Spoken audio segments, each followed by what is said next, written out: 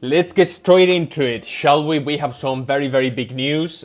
These pertains to Acana and Origin. Yes, Acana and Origin are once again on the news, and the news aren't very good, to be fair. I have just made a video, so I encourage you to go and watch it.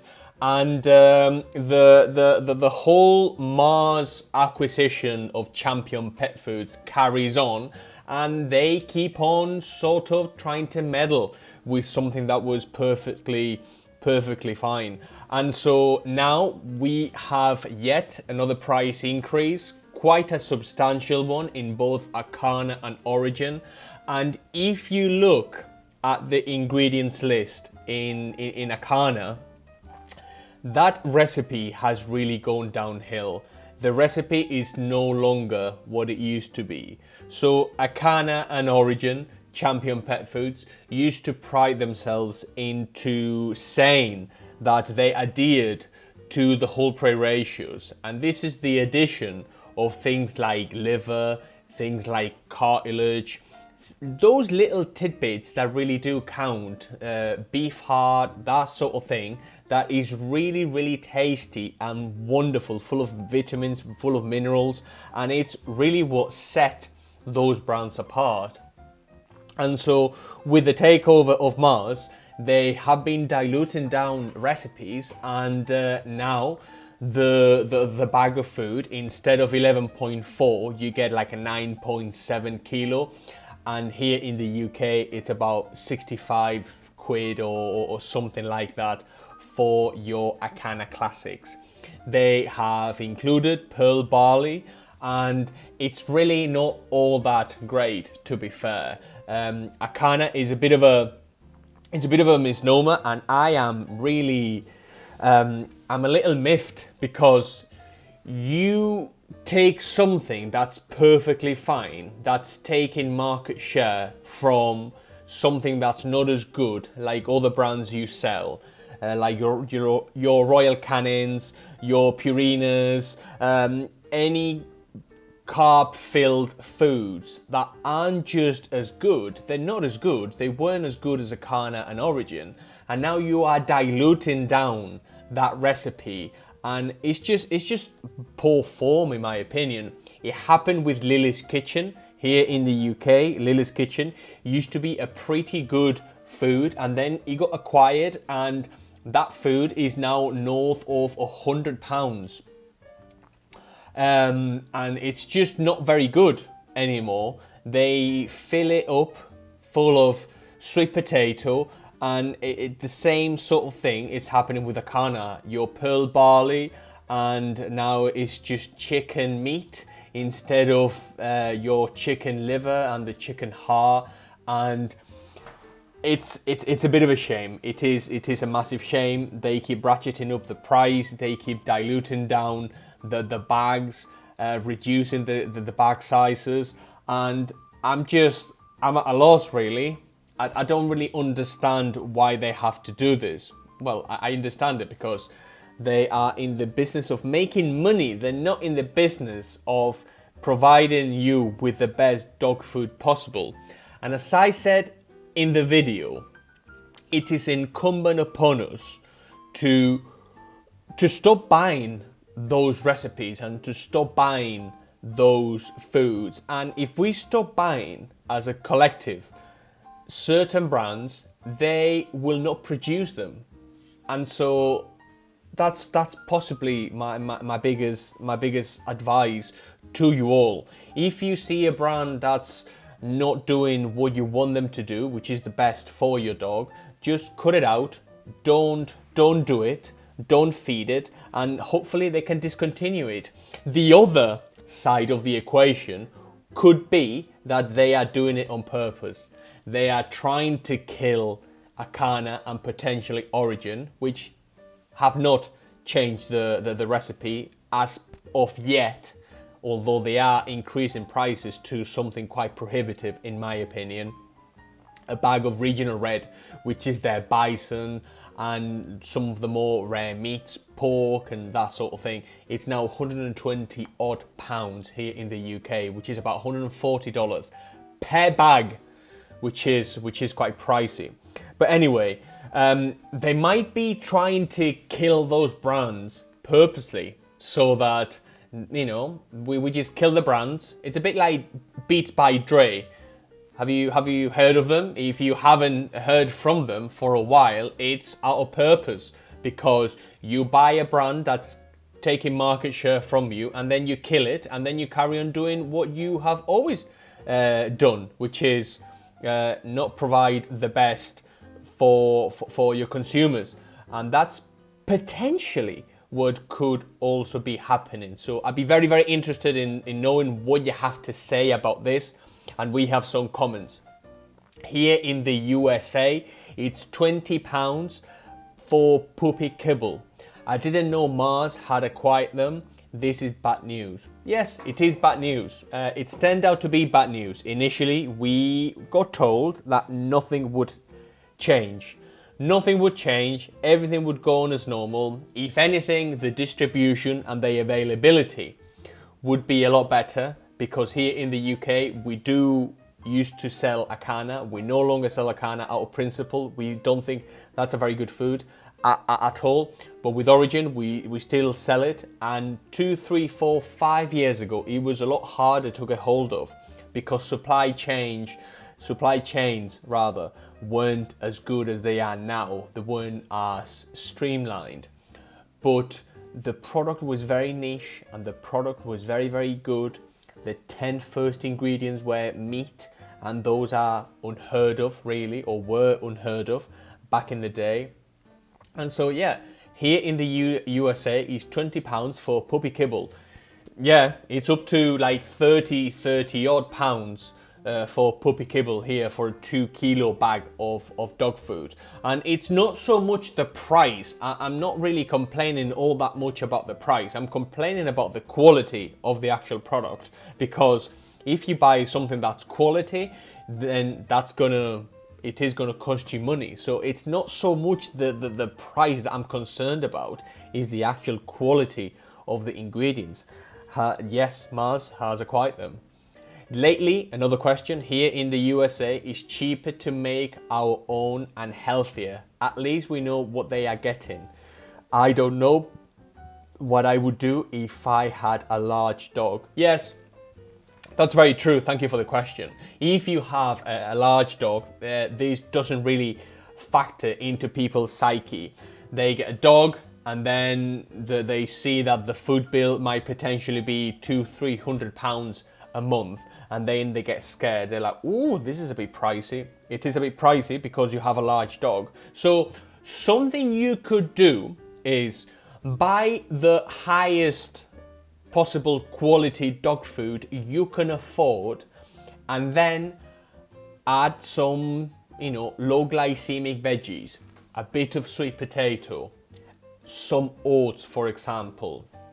And that, you know, 10-20% of the diet wouldn't really be amiss. You can get things like beef liver and any liver, any heart, any offal from the butchers. They rather get rid of them. So if you get them for like 50p or £1 or whatever, then that's quite cheap, although it's quite tedious. You have to keep on buying them. But I suppose you can bulk buy every other week, and then you can store them, and those are extremely nutritious things.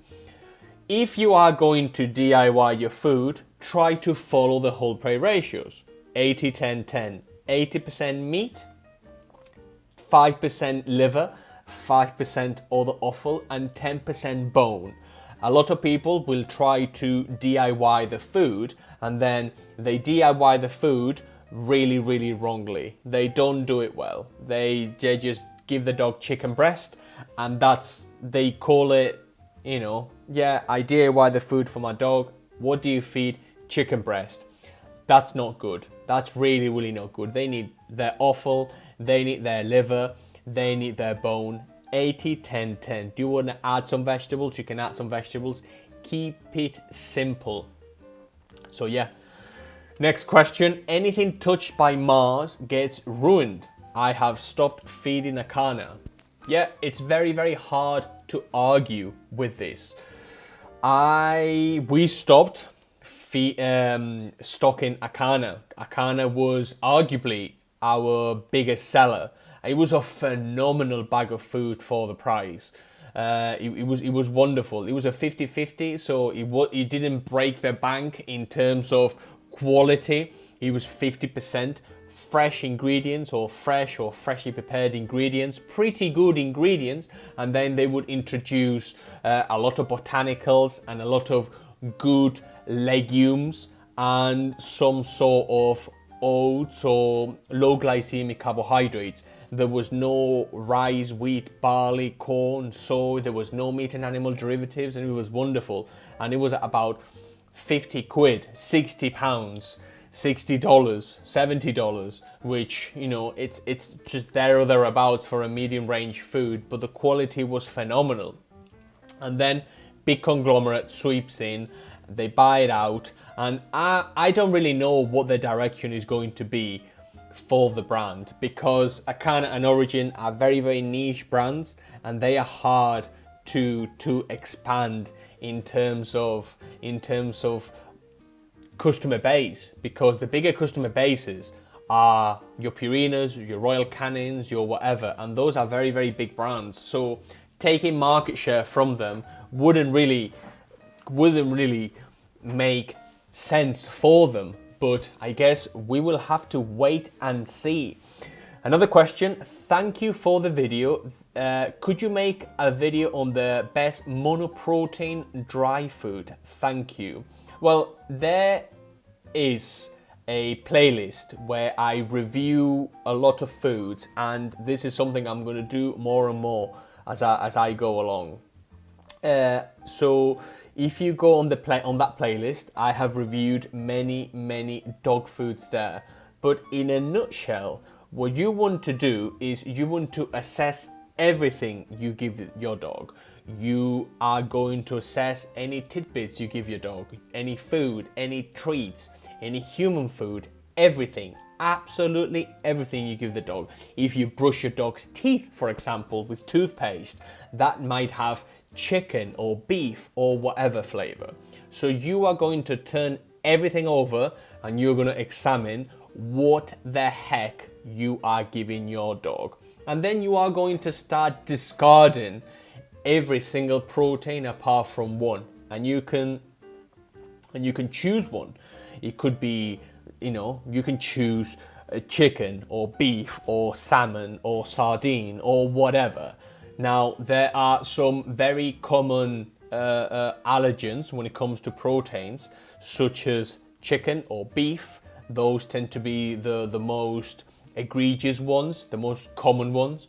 But it's a lot harder for a dog to be allergic to ostrich or goat or pollock or pilchard or something like that. So try to go for a rare meat if you can, and just stick to as low glycemic carbohydrates as possible. What does that mean?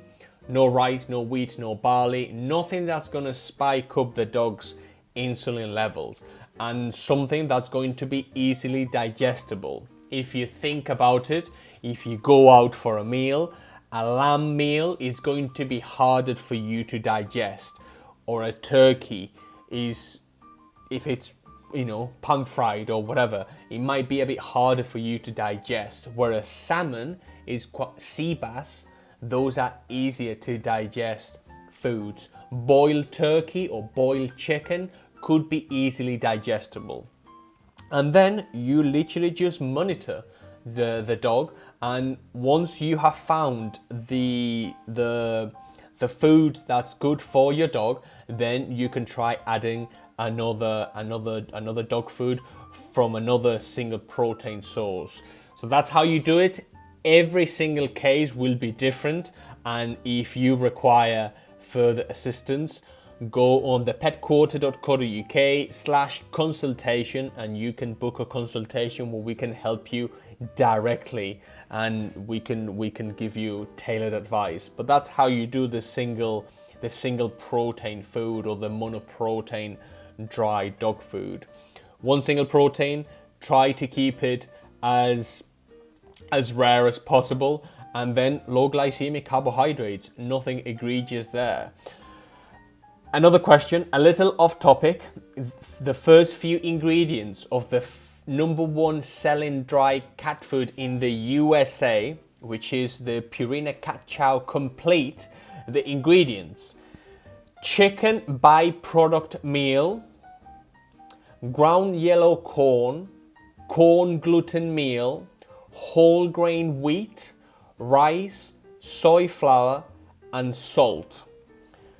The first ingredients are chicken byproduct meal, ground yellow corn, corn gluten meal, and whole grain wheat and rice. So this is really, really baffling. We have a cat which is an obligate carnivore, and these big companies are trying to tell us that an animal which is a carnivore, 100% carnivore, and they do not need any carbohydrates whatsoever, we are going to put yellow corn and corn gluten meal and grain wheat and rice and soy flour. So you've got 4 or 5 ingredients there that are carbohydrates, that are highly refined carbohydrates: sugar, cornstarch, salt, whole grain corn. I'm not really, and this is the number one cat food in the USA, according to this viewer. And it might not be the first one, it might be the third one, or it might be the 5th one. But if this is the first one, or in the top 5, or whatever, that goes to show that a lot of people are trying to sell you really, really poor quality food, and that you should say no. You should read the ingredients, and you should try to feed your cat accordingly. And accordingly is 100% meat if you can, and if you are going to feed your cat a kibble, try to find a cat kibble with as high meat content as possible. Here in the UK, you can get up to 90 to 95% animal protein, and then 5 to 10% of botanicals, your sweet potatoes and your peas and whatever. And if you think about it, if a cat were to catch a small mammal, those small mammals will be herbivores, and they would potentially include in the stomach and maybe 2 to 3% fermented vegetables. So the cat would naturally eat a small proportion of veggies, of starches in their diet. Now, 2 to 3%, maybe say 5%, is not the same as filling a full bag of dog food full of rice, soy flour, salt, whole grain wheat, corn gluten meal, chicken byproduct meal, whatever that means, and ground yellow corn. And so this is why I always say that cat food is infuriating. Absolutely infuriating. These companies want our cats to be addicted to the sugar, to get addicted to the corn and the salt and the cornmeal and the cornstarch. I don't. It really does need to change. It really does need to change. This is not really good. It's not good at all. And I hope no one buys this food, because it isn't biologically appropriate for your cat. It really isn't. This would surely do more harm than good. And so yeah. Next question. I have a 3-year-old flat coat who shows and works. How lovely. Currently eating Eukanuba dried food, but I understand this isn't very good for him. Do you have any other suggestions or alternatives? Yes, we do. Whether the dog shows or works or is a couch potato or whatever, all dogs should roughly eat the same food, the same quality food. The quantity is obviously going to vary. I am very, very active. I train every single day, and I'm quite big, so I am going to need more food than, say, a 16-year-old girl gymnast. That's pretty, it's pretty common sense. But the quality of the ingredients and the quality of the food should be roughly the same. So it doesn't really make sense for a dog food to say, oh, for working dogs or for show dogs or whatever, and for it to be pumped with ridiculous ingredients like 40% rice or 50% barley or wheat gluten or whatever. The problem with Eukanuba is that they include the first 1, 2, maybe 3 ingredients are meat, but then they go into very high, very processed, very poor, high glycemic carbohydrates. And so for the money you pay for Eukanuba, you can actually go to an independent pet food and pound for pound or dollar for dollar, you are going to get a much better food. So if you contrast the amount of barley or rice or whatever you get in Eukanuba with a better food coming from a smaller, maybe niche dog food, you will see that you will save a lot of money and your dog will be a lot better off. So what's happening with Eukanuba? The first ingredient, the first couple ingredients will be meat sources, and this is wonderful because we want as many of the bag of dog food to be meaty ingredients as possible. But then we want to see how many carbohydrates we are getting. And the problem with Eukanuba is that first, it isn't cheap. It's not cheap because it's a big brand. And the second one is that, you get quite a lot of filler and the quality of the overall food gets diluted down. Very, very similar to what's happening with Acana. Same playbook.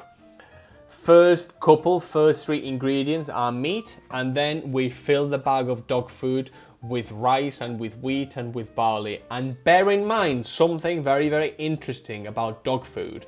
And this is that meat shrinks when you cook it. So you can do this at home. You can get a steak fillet or a chicken breast, and that will be full of moisture.